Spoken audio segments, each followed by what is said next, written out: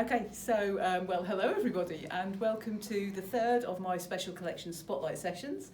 These are a new series of events that we've set up for members this year, and each month I've been getting out 3 or 4 books related to a particular topic or from a particular collection, and showing those to the members who've come along, allowing them the chance to see some books that they might not otherwise see and handle them and have a look at them. So this month's session is looking at books relating to coins and tokens, and this is a subject that's particularly dear to my heart, so I'm quite excited to do this one. As I've said at the last 2 sessions, because it's a new event, I've been playing a little bit with the format to work out what works and what doesn't.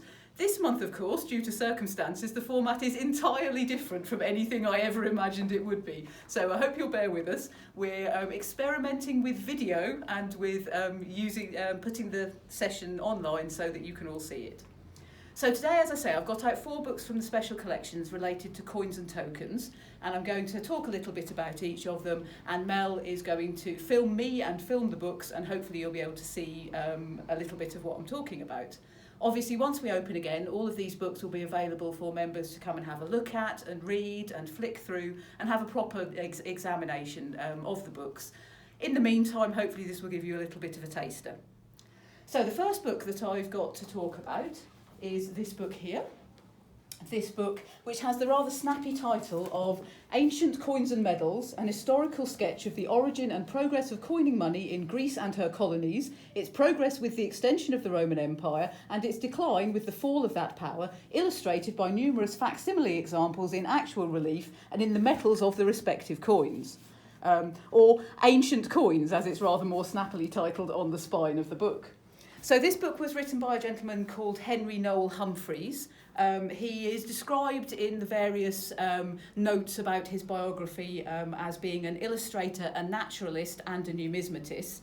And as a youth he studied medieval manuscripts in Italy before coming back to the UK to embark on his illustration career.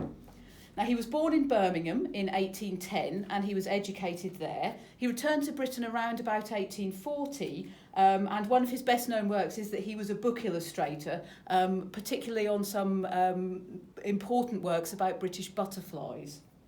However, he also did some numismatic work. He collected coins, he researched them, and he published a few handbooks of coins, which in a slightly sniffy way were described on the database of National Biography as some popular numismatic handbooks useful in their day. This being one of them. Now, this book is rather fantastic. It's a description of the coins of ancient Greece and ancient Rome, but the main interest within this book is the illustrations. Now, the illustrations, unlike the rest of his works, are not drawn by him. They are instead rubbings of the coins. So effectively, these are a facsimile of the coins themselves in the metal that the coins are made of. So I suspect it's quite difficult to get a proper impression of them on the film, but we'll have a go. The actual process of doing this seems quite interesting. I don't really know much about it in exactitude, but looking at the first plate, some of the coins have been damaged, and from looking at that, it's quite difficult to see, but it looks as though the paper underneath them is raised up in the shapes of the coins. So it's as if the paper has been embossed. And then when I flipped it over, I discovered it's actually not paper, it's starched fabric of some kind. So it looks as though an impression of the coins has been taken in this fabric, which has then been covered with foil in the metals to give the colour of the coins. It says in the metals that the coins are actually made of. These particular coins would have been made of gold, but this is definitely not gold foil, as you can see from where it's been damaged there. But either way, this is really interesting, and I think that this is not something I've seen before in any other books. And I think it's a really useful way of illustrating the coins,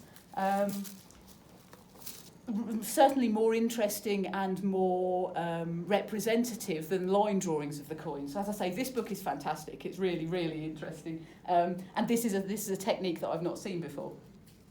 So the book, as I say, goes for Greek coins and Roman coins. Some of the Roman coins towards the end of the book are the sorts of things that might turn up in this country if someone was metal detecting, for instance. So these are some of the coins of Imperial Rome. Most of the earlier ones you would be very unlikely to see coming up in collections or sales here. But yeah, certainly the books, the coins at the end are ones that you may potentially have found within Nottinghamshire.